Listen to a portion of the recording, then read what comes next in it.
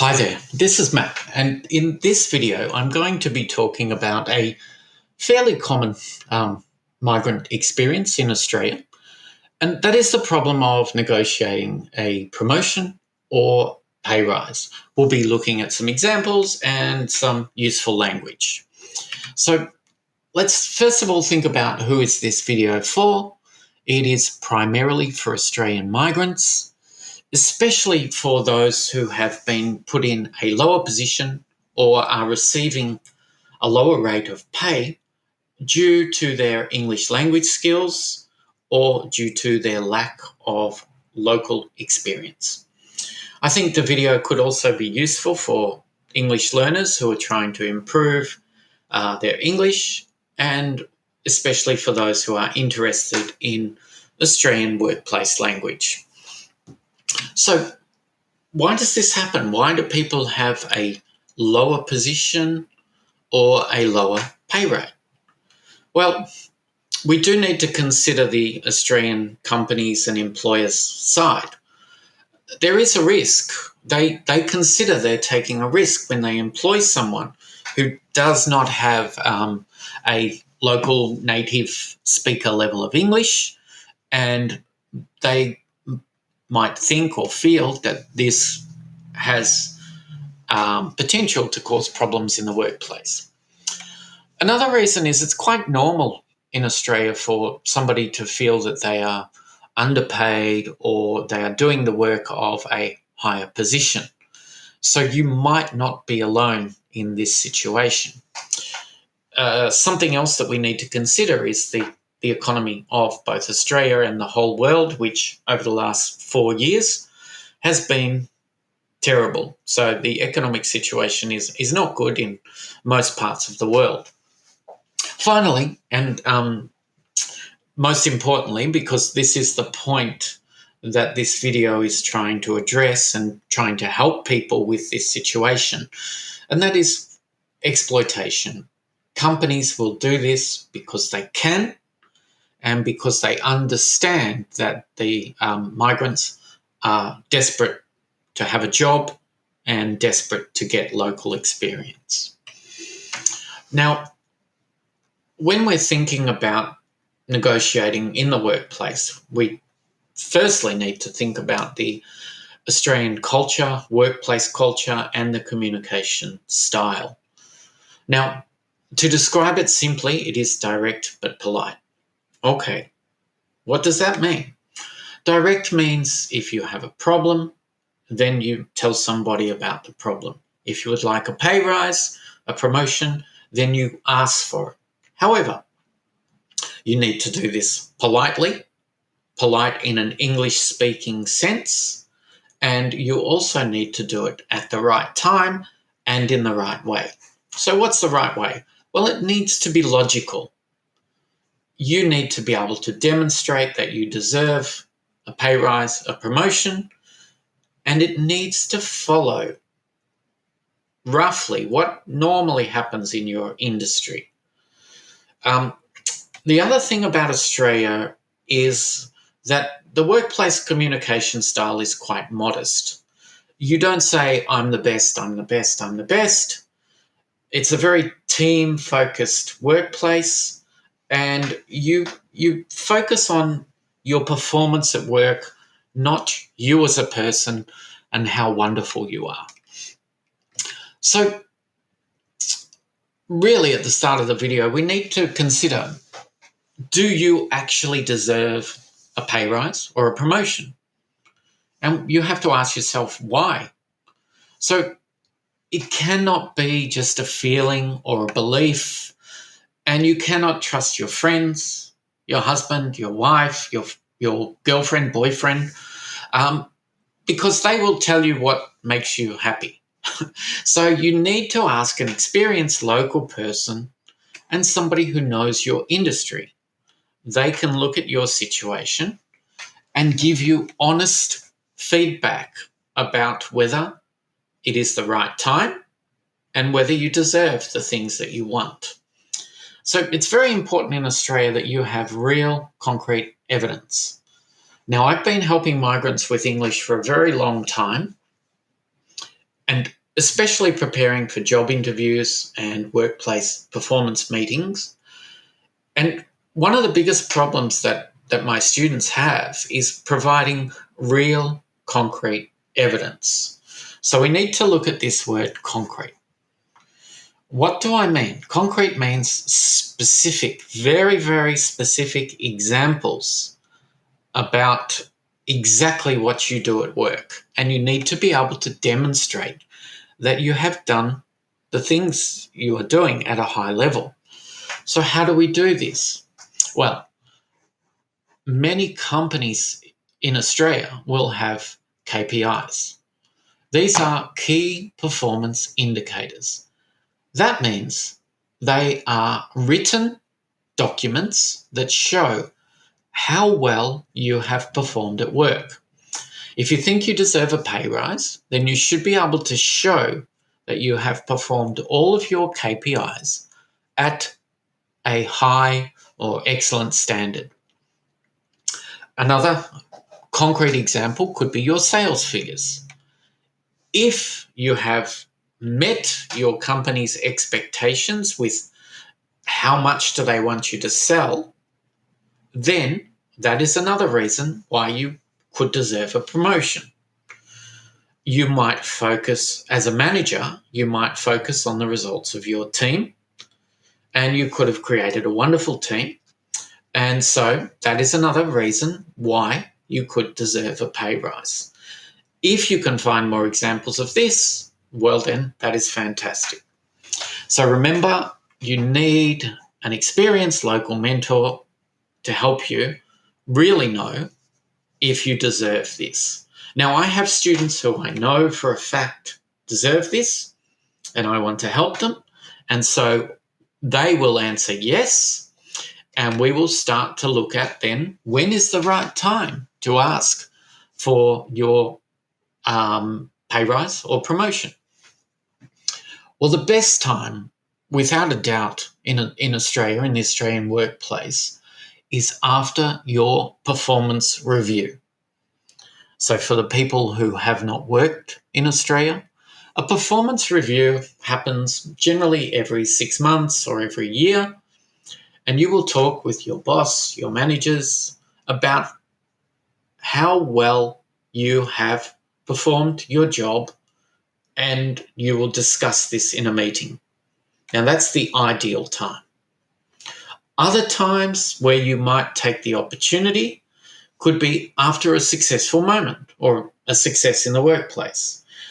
You could talk to your manager when they're congratulating you or if they're complimenting you, and bring up the discussion, really, that you would like to talk about your position within the company. Now, if there isn't the right time after a compliment or after a success, then the next best time is to organize a meeting with your boss when they are not stressed and when they have plenty of time to discuss your situation in the workplace. So the right time is very important.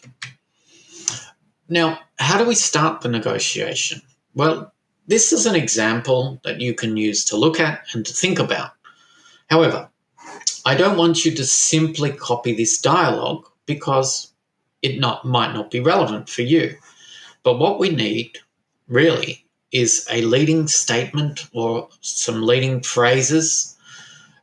And that means we need a way to start the discussion, to start the conversation with your boss. So in this example, if you have just met with your manager, they have complimented you on your wonderful organizational skills, then you can use that to start the conversation. Well, John, a major part of the reason why I have been successful in this management position has been because of my organizational skills and accurate records. So you show you've been keeping records of everything for the company, including your own work. So I just wanted to demonstrate to you or show you a list of the reasons why I think I have performed well in this position. Now, this is quite a difficult leading statement, so you might create something for yourself, but always try to show it to your mentor. So these are some examples of simpler leading statements. Well, John, it appears that my performance has been quite good. So I would like to discuss my position within the company, my pay, etc. Now, speaking of my performance, can we please discuss my position and pay rate? Now, please note, if you're practicing English or you're preparing for a negotiation, English is not just about the content words. The words here, well, now, so, they're an important part of natural language. Native speakers use these words all the time, and they help to make the discussion flow, and they help to make the discussion more relaxed. So let's now think about how you would offer your evidence.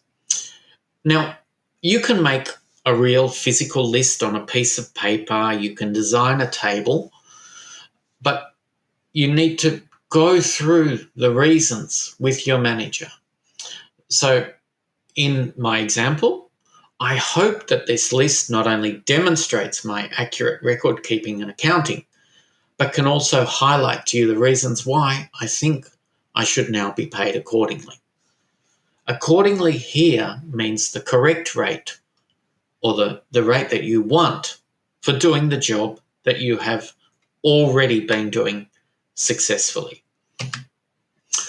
Now, in your table, your chart, your paper, I said before, we need concrete evidence, real examples.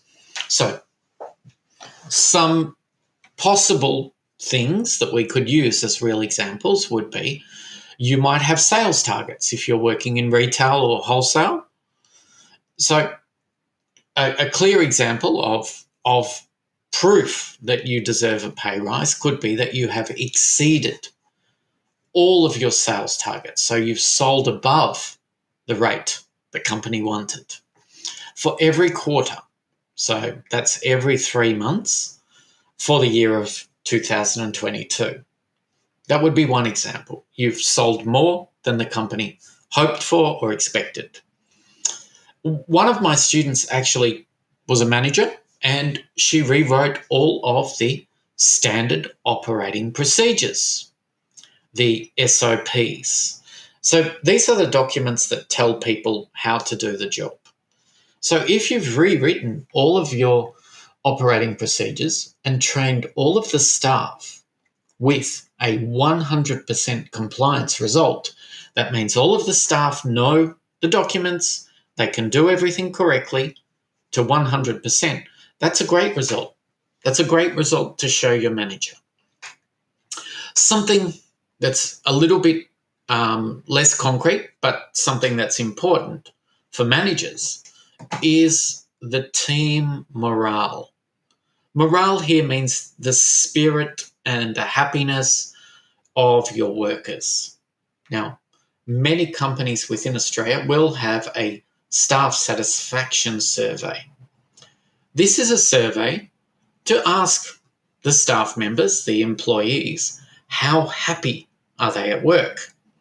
If you've had the highest score in the whole company, that means your team members are very happy, and this is a great result to show your boss. Okay, now you should know these things. And of course, the more of these that you have, the stronger your case for a promotion or a pay rise is. Now, I've had students before who have done the job of previous people who left, but they have been paid less, they have worked harder, they have not had the title of manager. And the only reason really is, well, the only two reasons are lack of local experience and, more importantly, English language. So what I think you should do to help you mentally prepare is to review the job review the company accounts, the sales targets, the figures, the customer or staff surveys, and compare your performance with a previous manager or staff member who was paid at a higher rate or who had a higher title. You can use this to negotiate. So, an example of the dialogue we would use would be, "Well, John, I would just like to point out that Jane," that's the previous manager, "was on a higher salary, had a higher title, but actually I've performed equally or I've outperformed her in all aspects of the job." Now, be careful with the word outperform, done better. You don't want to sound arrogant, and you also want to make sure that it's true. You might not be sure how your manager is comparing you, but if you can demonstrate that you have done equally, then that is fantastic, because it shows, it proves, it justifies that you deserve the pay rise or the promotion. Remember, once again, don't simply copy this dialogue. Use it as an example to help you prepare your own. Now, when you first start the job, there's a reason why the company has not given you the full pay rate or has not given you the management position. So you need to look at all of the reasons the company gave you. And for people looking for a job, when you start a job, if this happens to you, then write it down so that you can prepare for future negotiations. So let's look at some reasons. Maybe the company said, "Well, you had no previous retail experience." When you have your meeting, you can say, "Yes, that's true. However, I held senior positions in my previous country, and I have brought with me many transferable skills from my old job. So that they are skills that I used in my old job that have helped me in this new job in Australia." And you might say, "I've used those skills to help me perform well in this position, and that's why my performance review has been great. Also, I've had students who have been started with a smaller team, smaller department, smaller shop, smaller business." Point out that you've grown that smaller department. You've grown the team. You've helped the team build. You've made sales figures that are fantastic, outstanding, or above your sales targets. Now, one of the most common reasons in Australia is that previous managers, previous workers have been with the company for longer. Previous managers took longer to be promoted.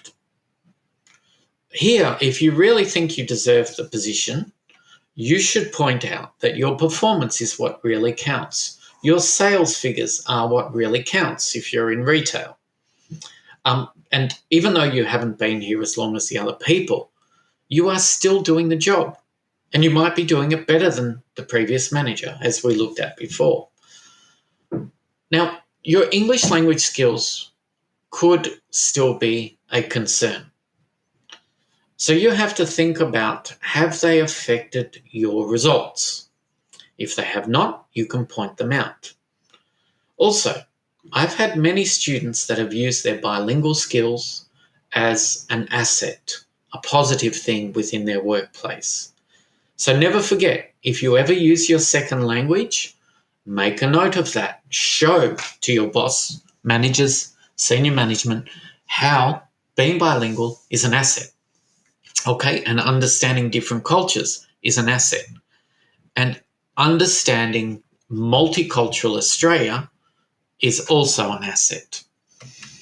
Okay, now something I think that's very important to point out to your boss is your point of difference. Why are you different? Why do you deserve this?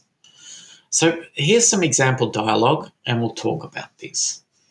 So, "Look, John, I understand that the company and you have pressure. It's hard to just give me a pay rise. Nevertheless, I feel that I've made a real difference in this company by caring about my staff, and caring about the department's development. I understand that not every staff member is going to work with our company forever. However, during this period that they are working with us, I'm focusing on making it a rewarding, nurturing, and joyful experience. So all of those things, I'm making it better for the workers. The most important thing is that everybody can learn something from this job. So this is a very positive workplace.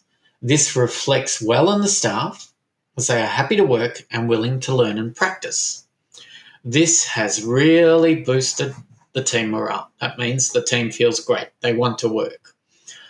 The exceeded sales figures. So you look at your concrete results, but you add that to your point of difference. The exceeded sales figure is a great result, but my most valuable contribution is this: making our company a good place to work and helping the people who work there to grow. Your boss will be impressed if you can find something like that. Okay, now the last point in our negotiations really is you need to know, are you legally entitled to be called a manager, or are you legally entitled to a higher pay rate? You might need to point this out. What do I mean by legally entitled? That means according to the law, you should be receiving this pay or this amount of superannuation, your retirement fund, or you should be legally entitled to work only so many hours of work. Now, be careful with this. You don't want to make it a threat, but if you're really unhappy and you're thinking about leaving your job, it's probably a good idea to point this out. Just try not to put your manager offside. So that is an idiom, and it means make him or her upset or angry. Now, let's look at an example of how we could say this. John, I think that it's fair that I'm paid appropriately. And this is what a person working in this position is legally entitled to. That's all. You just say what the law is, and then your boss has to make a decision. Now, we've talked about the negotiation, but now we need to talk about how you handle the negotiation. So the first thing that you need to do, well, not the first thing, but one thing, important thing you need to do is to prepare for a negative response. What will you do if your boss says, no, I'm sorry? You need to prepare your emotional response, because if you're too angry or upset, your brain will stop working. Your English will appear worse than what it is. So the first thing you have to do is prepare for this negative response. If your boss says no, you need to restate, say again your counter arguments, your reasons why you should get the job or get the position or get the higher pay rate. Express your disappointment. Think about how you will say this. John, look, I have to say honestly, I'm very disappointed. I really feel that I deserve this. And you need to think about how much emotion do you want to show? Do you want your face to look angry? Or is the job too important and you need to hide your emotion? It's very difficult to do unless you're prepared. But if you prepare for it, then your brain will go into what you've prepared rather than shutting down, not working because you're too upset. You also need to plan for the future. If they do say no, then you might think about looking for another job. Now, one thing that's very important as well in this process is to ask for a time frame of when you might get your promotion or when you might get your pay rise. So the time frame is the time when you can ask again. It might be 1 month, 3 months, 6 months, 1 year. But that means you have another opportunity to try again in the future. Okay, so how do we practice? Well, I've given you some example language, sentences, phrases, etc. But I think you should write out your own dialogue and you should show it to your teacher, mentor, a native speaker colleague, someone who you trust, someone who will be honest. Ask for specific feedback and make your dialogue, your conversation as good as possible. Then I want you to practice as many times as you need to until you don't have to use the script anymore. The script is your conversation written down. Now, you need to be able to paraphrase the ideas in the script. Paraphrase means you can say the same idea in many different ways using different words. For example, when I'm doing this video, I don't need a script. I could say these things in many different ways. What I'm focusing on are the ideas that I think will help my students and other migrants in Australia. Now, I think it is vitally important to role play your conversation with a challenging partner. Somebody who will say no, who will get angry, who will appear bored, who will not listen to you, so that you are prepared for the worst. Now, part of that preparation is preparing physically. Remember, in Australia, direct eye contact, smiling, using your body there and your voice, they're all part of good communication. So you need to think about how you're going to use those. And if you keep doing the role plays, and as I mentioned, you need to practice a lot. You might do this 100, 200 times. If it gets you an extra amount of money or a higher position, then it's worth it. My final comment on practicing is that you have to forget about how you feel or about your confidence with English, and you need to focus on the job. What I mean by the job here is not your job at work. Focus on the job of getting your promotion or your pay rise. You need to remember that you deserve this and you're fighting for it or asking for it. So some final points.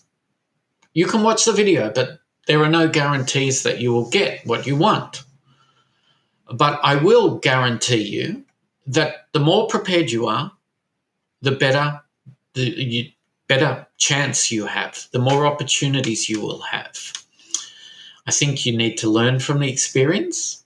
So you need to think about how you performed with your English, how were your negotiation skills, and what went wrong, what went right. Write down all of the negative things, especially if your boss says no. And I know I'm an English teacher, but I think one of the things that can most improve the lives of migrants in Australia is to keep practicing English and to keep working on improving their English language and their knowledge of Australian culture, particularly in the workplace. So finally, I'd like to wish you good luck with your negotiations and your English practice. I know it's frustrating, but practicing and preparing are the best things you can do to help improve your situation. A final word or words would be thank you and once again, good luck. Bye for